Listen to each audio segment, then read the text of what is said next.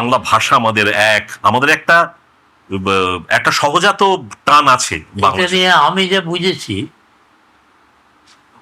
এখনকার বাংলাদেশ আর কি, এরা বাংলা ভাষা নিয়ে যত উদার এবং উদারই বলবো, যতটা উদার এবং তার উন্নতি ভাবে এবং তার সমস্ত বাঙালি ভাষার সঙ্গে যেভাবে একাত্মবোধে থাকে, বাংলা ভাষা নিয়ে দেখেছি তো পশ্চিমবঙ্গ, পূর্ববঙ্গ, এমনকি ভারতের বাইরেও যে সমস্ত বাংলা ভাষার যে সমস্ত প্রতিষ্ঠান আছে তারা করেছে, এবং পশ্চিমবঙ্গের থেকে বাংলা ভাষা নিয়ে লড়াই তারাই বেশি করেছে। কিন্তু ভাষা সম্বন্ধে তাদের উদারতা যতই থাক, ধর্ম নিয়ে কিন্তু বিশেষ পরিবর্তন হয়নি, অন্তত বেশিরভাগ লোকেরই হয়নি। তারা সেই মৌলবাদী রয়ে গিয়েছে এবং পৃথিবীতে এই ধর্মই আমাদের ধর্মই শ্রেষ্ঠ ধর্ম, এটাতে যা বলছে সেইটাই মানতে হবে, এইটা এখন আরও দেখা যাচ্ছে। যদিও কিছু লোকের নিশ্চয়ই পরিবর্তন হচ্ছে, কিন্তু তারা সংখ্যা এত কম যে একটা রণোন্মদ যে মৌলবাদী তাদের সঙ্গে তারা ফাইট করতে পারছে না। তারা রিটায়ারমেন্ট করার পর ওই আত্মজীবনেই তো এইসব লিখবে, কিন্তু সত্যি করে তসলিমা নাজরিনের কী হলো? সে তো হিন্দুদের অত্যাচার নিয়েই লিখেছিল, তাকে তারা তো রাখতে পারলই না, ভারতবর্ষেও তাকে স্থান দিতে পারলো না, কেন এখানকার মুসলমানরা লেগে যাবে বলে তাকে পালিয়ে যেতে হলো। পশ্চিমবাংলার যে বাংলা ভাষা নিয়ে তিনি লিখলেন, তিনি কিন্তু এখানে থাকতে পারলেন না। আমাদের হোম সেক্রেটারি গিয়ে ব্যবস্থা করে তাকে টিকিট কেটে প্লেনে বসে দিলেন। বাংলা ভাষার খুবই অবস্থা খারাপ, কেন এই যেটা কোটা নিয়ে তারা আলোচনা করছিল, এবারে দেখা যাচ্ছে, আমি দেখলাম সমস্ত পড়ে, যখন নতুন যখন তাদের হলো, সংবিধান হলো, তারা তখন 30% মুক্তিযুদ্ধের জন্য রেখেছিল। এটা কিছু খারাপ না, কারণ সেই সময় বাংলাদেশে প্রায় এমন কোনো পরিবারই ছিল না কি হিন্দু বা মুসলমান যারা ওই মুক্তিযোদ্ধা হয়নি, ওই যুদ্ধেতে ক্ষতিগ্রস্ত হয়নি। তার জন্য 30% ছিল 70%, এবং সেটা সে তার পরবর্তী বংশের জন্য করতে হয়েছে, কারণ বাবাই যদি মরে গেল, ছেলেরা তো না পারো, তার তো একটা ব্যবস্থা করতে হবে, করেছে। এবং সেটা ব্যবস্থা করেছে, কতদিনের জন্য করেনি।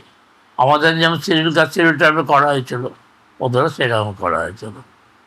যাই হোক, এখন ওইটা নিয়ে নিশ্চয়ই কিছু ও নিয়ে অন্যায় টন্যায় হচ্ছে, ফলস মুক্তিযুদ্ধ সার্টিফিকেট নিয়ে যুগ হচ্ছে, এরকম হয়তো হয়েছে।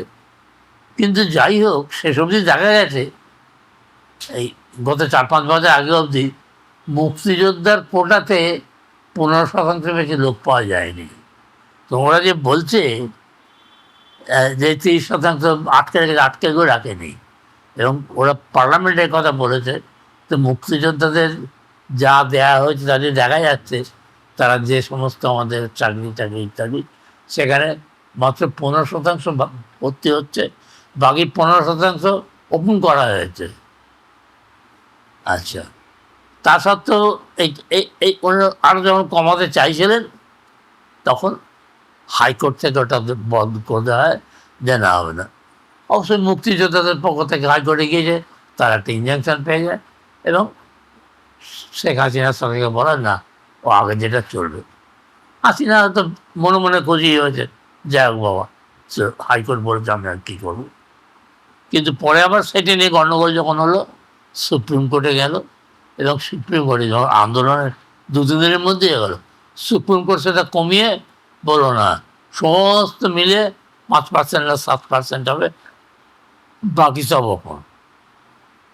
তাহলে সুপ্রিম কোর্ট যেই মাত্র এই কথা বললো, 1টার সময় 4টের সময় তো থেকে যাওয়ার কথা, যে আমরা জিতে গিয়েছি, তা তো হলো না। এবার একটা অন্যদিকে চলে গেল, ওটা কিছু না, ওটা কিছু নয়, আমাদের আন্দোলনের সময় তুমি আমার মাথা পাঠিয়েছিলে, তুমি কেন গুলি চালিয়েছিলে? এটা তো বললে হবে না, তুমি আন্দোলন করবে, অথচ সেটা আটকাতে গেলে মুশকিল।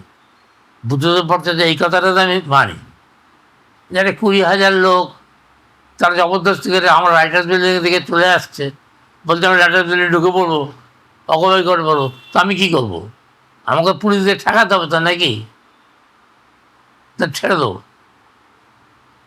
শরৎচন্দ্রকে রবীন্দ্রনাথ বলুন, শরৎচন্দ্রের পদের দাবি 1928 না কত সালের কথা, উনি পদের দাবি লিখলেন, ইংরেজ সরকারকে ব্যান করে দিলেন।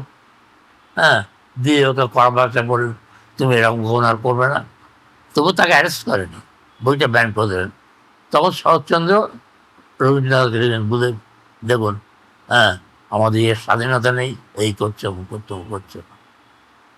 রবীন্দ্রনাথ বলেন তোমার বইটা আমি পড়েছি, উত্তর তোমার এই বইটা আমি পড়েছি, পড়ে দেখলাম বর্তমান যারা রাজা বা শাসক তাদের বিরুদ্ধে যথেষ্ট প্ররোচনামূলক লেখা আছে।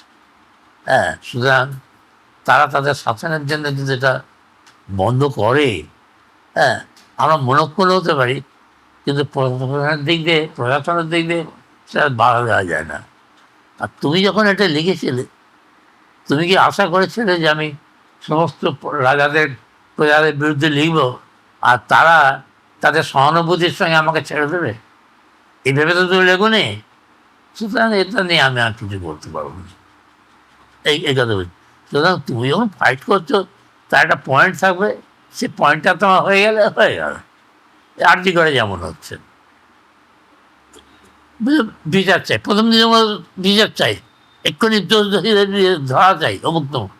পুলিশ তো 24 ঘন্টার মধ্যে তাকে ধরলো, মোটামুটি কেস দাঁড় করিয়ে ফেলেছে দেখা যাচ্ছে।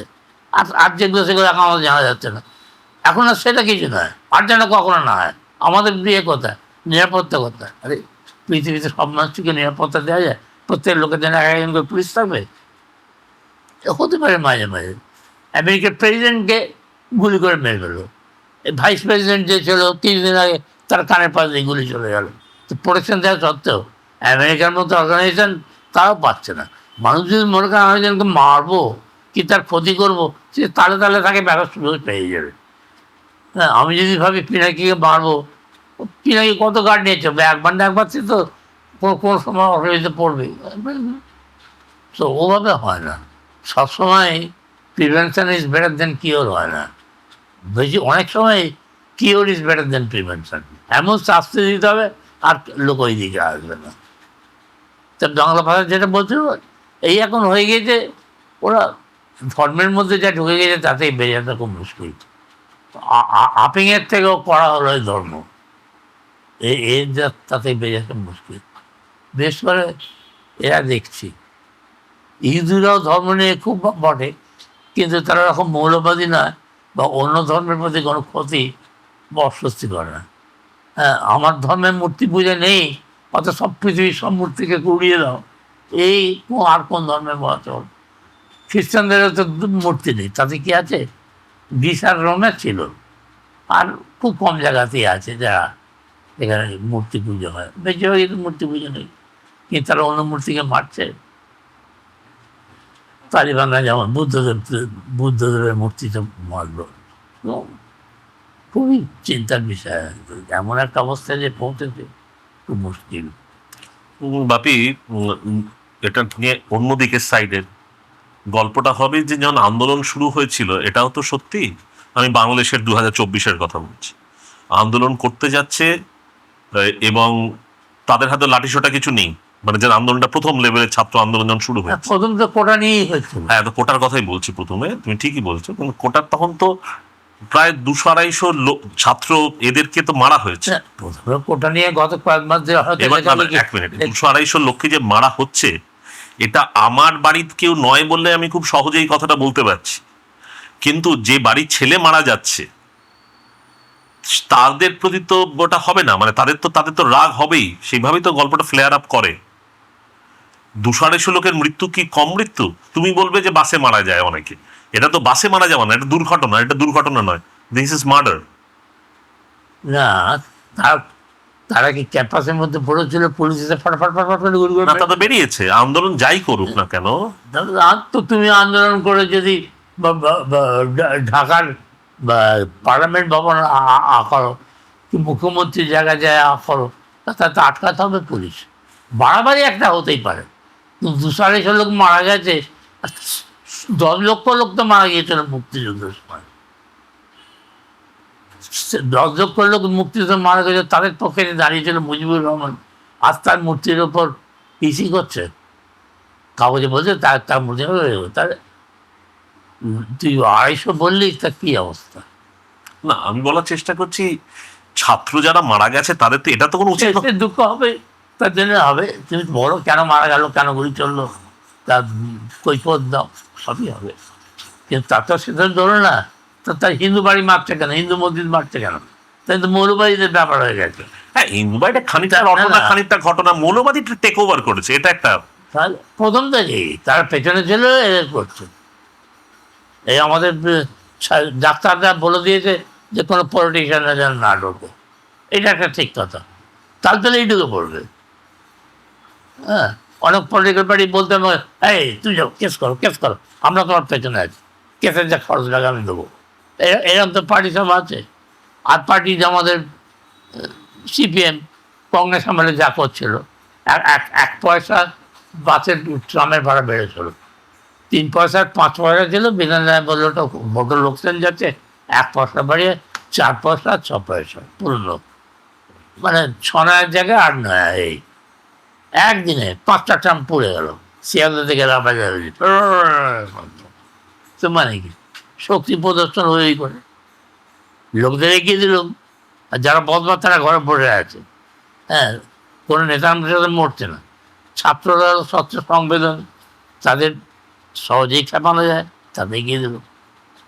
মজুররাও তাই, চাষিদের ওরকম খেপানো যায় না, তার মজুররা একটা সংগঠনের মধ্যে থাকে, তাদের চট করে চেপে দেওয়া যায়, তারা হয়েই গেল।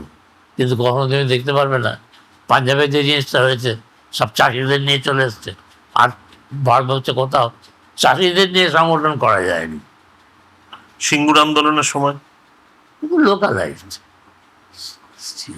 লোকাল, সেটা তো চাষিদের থেকে তো পলিটিক্সের লোকই চলে গিয়েছে, সেখানে তো তৃণমূলের লোকই বেরিয়ে চলে গিয়েছে। কিন্তু বাপি, এই যে মৌলবাদীর কথা বলছো, সেমনি আমাদের রাষ্ট্রেও, আমাদের ভারতবর্ষেও আমরা বলছি সেকুলার, কিন্তু সেটাও তো একটা সেটা হিন্দু ভয়ের ব্যাপার বটে যে, এবারও তার বিরুদ্ধে তো মানুষ রয়েছে, ভারতবর্ষের মানুষ তো তার খুব পুরো সায় দিচ্ছে না। ওই ধরনের মৌলবাদী ভারতবর্ষের লোক তো সায় দিচ্ছে না, এবারেই তো বোঝা গেল। ও তো পলিটিক্যাল ব্যাপার, আলোচনা আমি করতে পারবো না, আমি জানি না। কিন্তু যেভাবে সবাই ভেবেছিল হিন্দু মৌলবাদীরা সব ইয়ে করে নিয়ে চলে যাবে, হ্যাঁ, বললেই ইয়ে আমাদের এর মধ্যে কনস্টিটিউশনের সিকিউলার যে কথাটা আছে ওটা তুলে দেবো। অরিজিনালি সিকিউলার কথাটা ছিল না, কিন্তু না 76 বা 77-এ ঢোকানো হয়েছিল। 62-তে বোধ হয়, 62 ইন্দিরা গান্ধী আসার পর 71, যাই হোক ওই সময় হবে 62 সিকিউলারটা ঢোকানো হয়েছিল। তো যাই হোক এইসব নিয়ে আছে এখনো পলিটিক্যাল আলোচনা, তো করার ব্যাপার নেই, ধর্মের ব্যাপার নেই খুবই মুশকিল।